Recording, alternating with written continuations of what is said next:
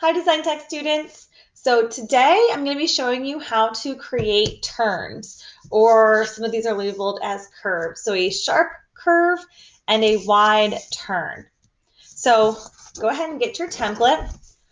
Just like all of our other pieces, each time you see it labeled, that is going to be its own individual piece. So one template will create 4 sharp curves. Make sure you have your pen for scoring, tape, scissors, a ruler, and a piece of paper so you can score the lines without drawing on your desk. So the first thing we're going to do is cut out one sharp curve piece.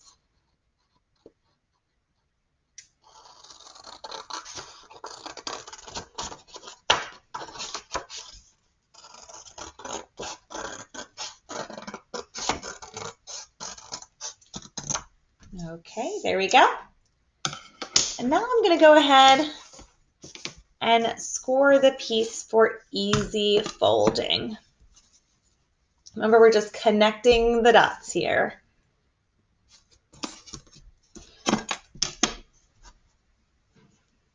So you want to take a pen and just go up and down once or twice so that you've got a nice scored piece of paper. You can see all these lines where I would have drawn on my desk, so that's why the paper behind it is helpful.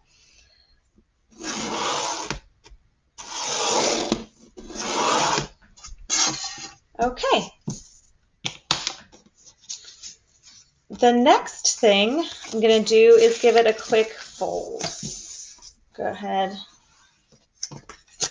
and fold your paper. It'll look kind of like the straight track, if you remember doing that, where you've got 2 walls and kind of a spot in the middle.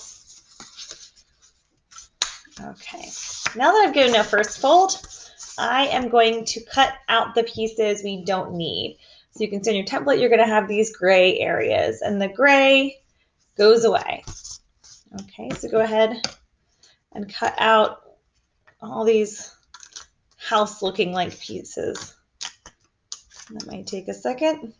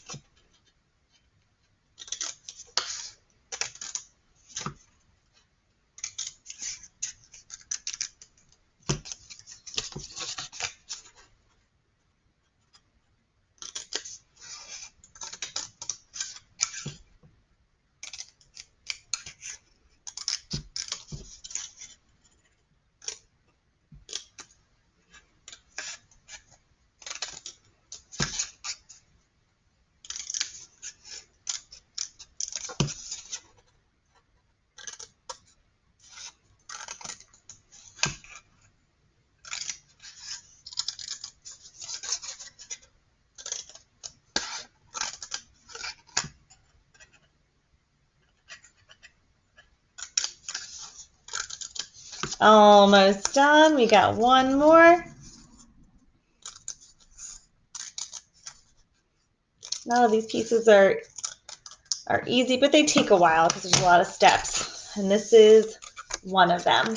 So now that I have my piece cut out, I'm going to go ahead and just fold it again, folding over once and then folding that little tab. So it's going to have these little teeth to it, but I want to make sure that the folds are nice and defined. They're all even. And then we're going to get ready to tape. So this piece requires kind of holding it together as you tape. So like I've said before, it's good if you don't have a tape dispenser, even if you do, getting a bunch of little pieces together so that as you are taping, they're just easily accessible. So I'm going to go ahead and prep my pieces. I'm going to need 1, 2, 3, 4, 5, 6, 7, 8, at least 8, I should say, pieces of tape here.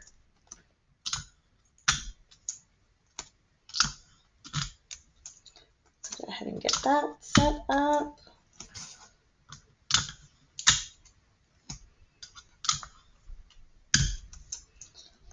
Okay. So the first thing you are going to do is you are going to be taping the bottom together. Okay, so you're going to take your piece, let's see if I can change the light here, and you are just going to be placing them right next to each other. There might be a very, very small overlap, and that's okay, but you don't want to like completely cross it, because then your turn's just going to turn into itself. It's not going to have any room to move the marble through. So what you want to do is put the two pieces together. I have been holding it by the tabs. So really you just want those two corners to meet. Okay, so those two corners meet up, and then I'm going to tape across. Okay, so I'm going to tape them, and then I'm going to move to the next piece. I'm going to take kind of where those two parts fold. I'm going to match that up. Okay, and then I'm going to move my thumb and I'm going to hold that piece down and carefully tape across. And I'm just going to keep doing that. You're starting to see the turn emerging here.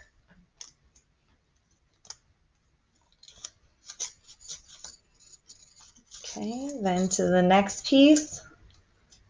Again, just matching up that folded area. I don't want it to overlap like crazy. Like this is just meeting up, which is good.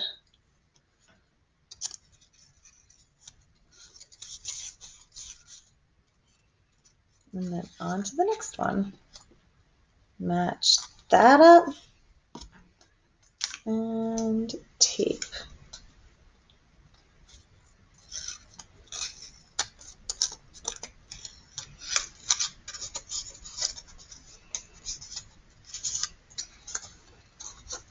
And I really see that curve. It kind of starting to look like one of those like roly-poly bugs, or even like a shrimp. Maybe it's just the color I'm thinking of. Obviously, it gets a little more difficult as you start to like overlap the piece. So I'm going to bring it above, right? I don't want to be trying to put it together below this. That's difficult. So if you need to kind of just twist that piece to the bottom and then continue your curve. And then last one here.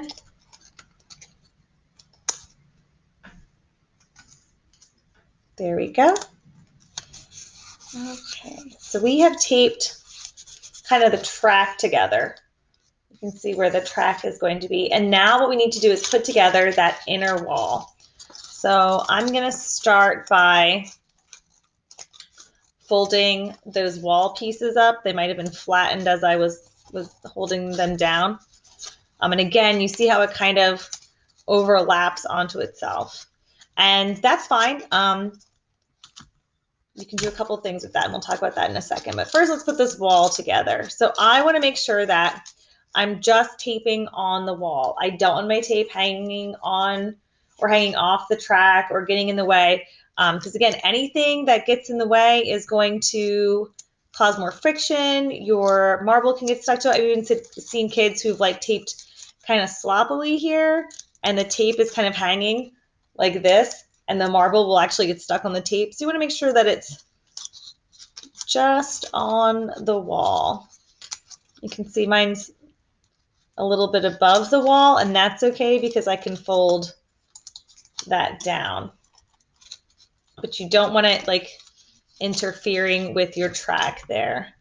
I'm going to try and cut a smaller piece. I think the smaller pieces are easier to manage. I'm just putting the wall together.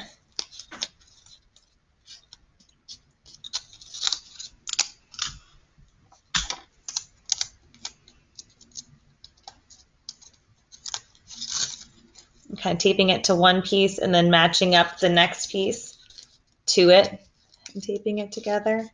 You guys will find what works for you. Yeah, a couple more.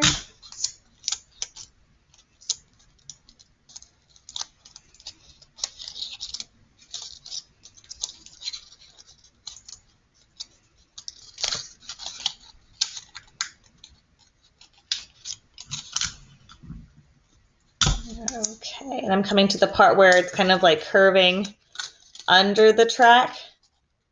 You see how it's like under here? Well, I can't get to that to work on it, so I'm just going to put it on top. Okay, make it more accessible.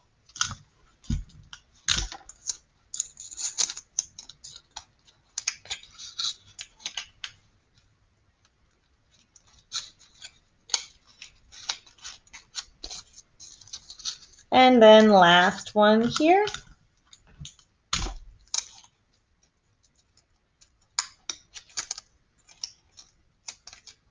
So I've taped it to one and then I match it up and tape it to the other one. That's kind of what was working for me. So you can see here, now I have my sharp curve or sharp turn.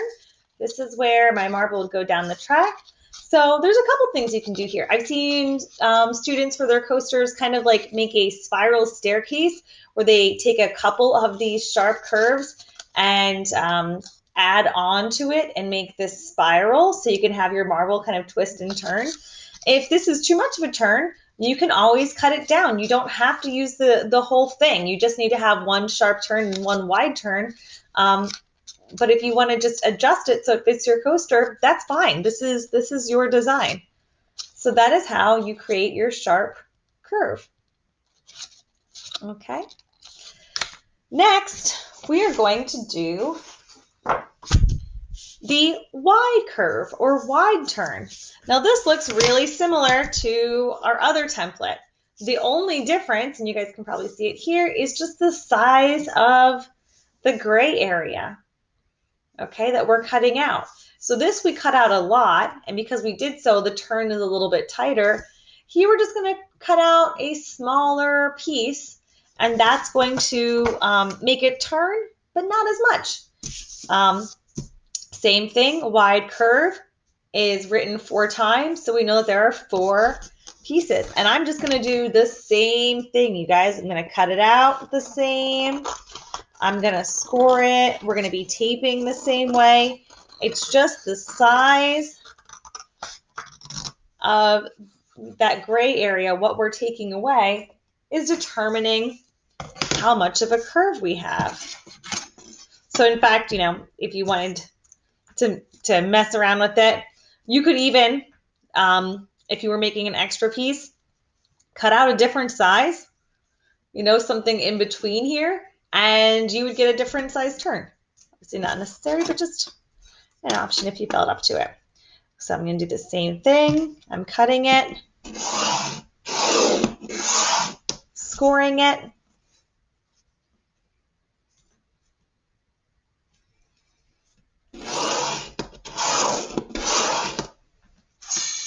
I'm going to fold it to make sure that that edge is nice and defined. You saw how we really needed that for our sharp curve or sharp turn.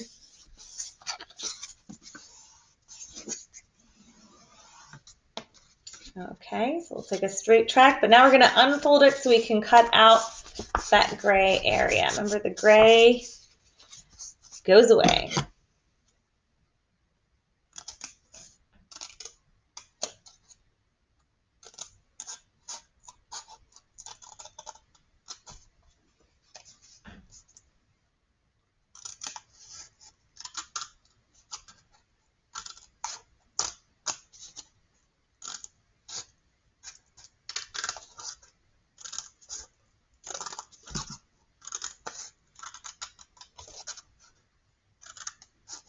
These pieces are kind of hanging on here. That's no big deal. I'll just go ahead and snip them off once I'm done.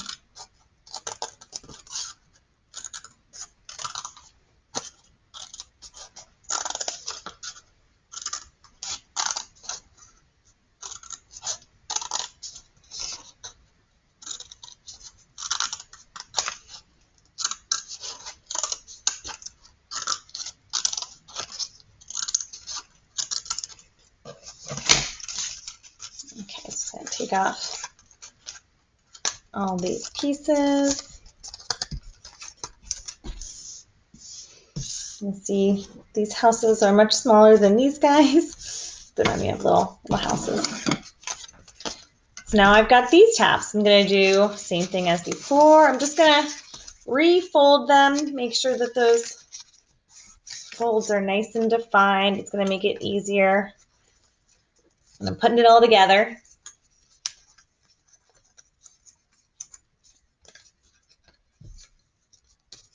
Going through the motions.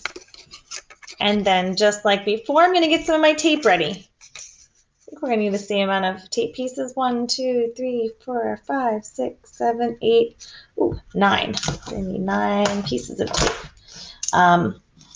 Smaller pieces are easier to manage here, just because then it's not hanging in the way or overlapping, because we're just trying to tape this small piece together. So if you're prepping it, you don't need like a really long piece of tape, because that actually might be more difficult. Small pieces ready to go. That way, as you're holding it between your fingers, you're not trying to cut it off a reel or use the dispenser. I just find it's easier. Okay, so we're going to do what we did before. We're going to just tape the bottom pieces together. We're matching up this folded edge with that folded edge. Once we see that that's touching, we know that it's like where it's supposed to be. There's no gap there. And I'm going to hold it with my hand. I'm going to pinch it with my thumb and middle finger. And then I'm just going to keep going. Okay, meeting up those edges and taping our piece.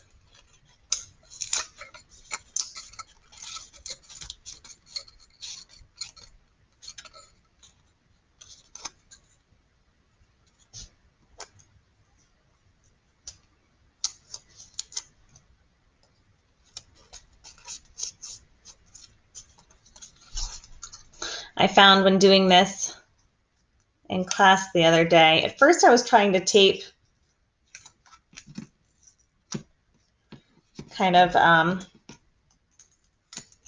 like up and down like this, but it wasn't holding as well. I feel like I've been more successful taping across because the piece wants to like break apart. So you can see that it's turning just like it did before. We're getting that curve to it, only it's just not as sharp of a turn because there's less of a gap there. We didn't cut out as large a piece. Going ahead, taping across, matching up those corners.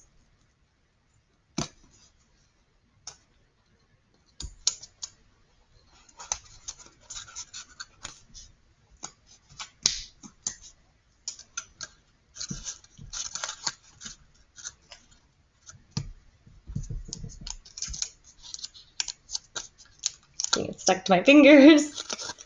Okay, and one more.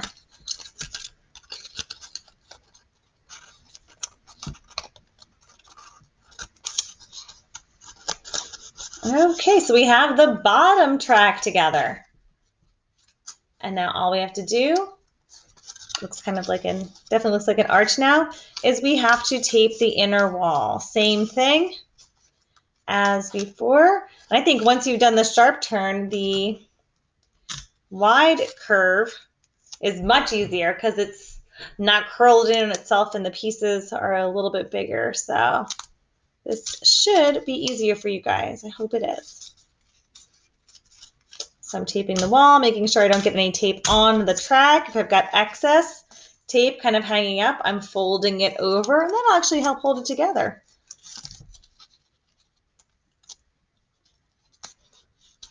See that? If I've got that tape, I'm just going to fold it down.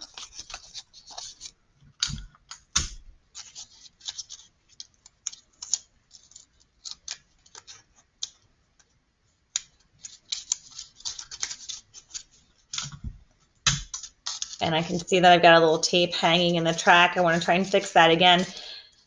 Anything that's going to bump your coaster or get in the way, is going to cause friction and slow it down. Or even worse, if it's tape, you get stuck to it. So make sure our folds are nice and neat and our taping is nice and neat.